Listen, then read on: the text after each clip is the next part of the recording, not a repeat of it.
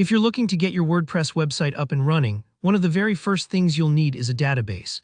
In this tutorial, I'll walk you through step by step how to create a database for your WordPress site right from your own computer. By the end of this video, you'll have a brand new database perfectly set up and ready for your WordPress installation to connect to. Let's dive in and get started. First things first, open up your favorite web browser.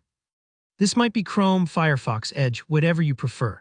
The reason we start here is because your local server, whether you're using XAMPP, WAMP, or another setup, creates an environment right on your computer that simulates a real web server.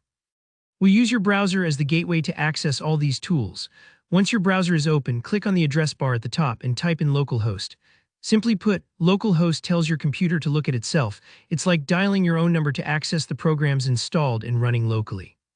Press enter and you should see the dashboard for your server environment pop up. If you don't, make sure your server software like XAMPP or WAMP is running in the background. Sometimes we forget to start it up. From that main dashboard, look for an option called Click on it. PHPMyAdmin is a user-friendly tool that lets you manage your website's databases without needing to type any complicated commands. Think of it as the control room where you'll create, edit, and even delete databases as needed. When you click it, a new tab will usually open up, and you'll see a lot of options that might look intimidating at first, but don't worry, we're just focusing on creating a new database today. Now at the very top left of PHPMyAdmin, you'll see a new button. Go ahead and click that. This is where you'll tell PHPMyAdmin that you want to start fresh with a brand new database for WordPress.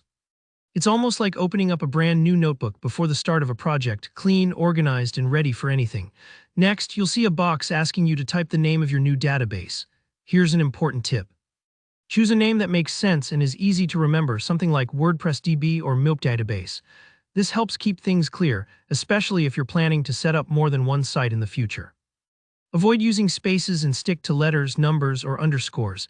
When you name things clearly now, you'll thank yourself later when you're juggling multiple projects. After you've typed in your chosen database name, simply move down and hit the Create button. Don't worry if this part seems almost too easy. PHPMyAdmin handles all the technical setup for you behind the scenes. In just a few seconds, you'll get confirmation that your new database has been created, and you'll see it pop up in the list on the left-hand side. Great job, your database is now officially ready for your WordPress installation to connect with. And that's all there is to it, simple but so crucial. Creating a database is the foundation for any WordPress website. If you ran into any roadblocks or have questions about which server setup to use, drop them in the comments below. I'm always here to help. If you found this tutorial useful, please give it a like and be sure to subscribe for more clear and helpful guides just like this. Good luck with your WordPress project, and I'll see you in the next video.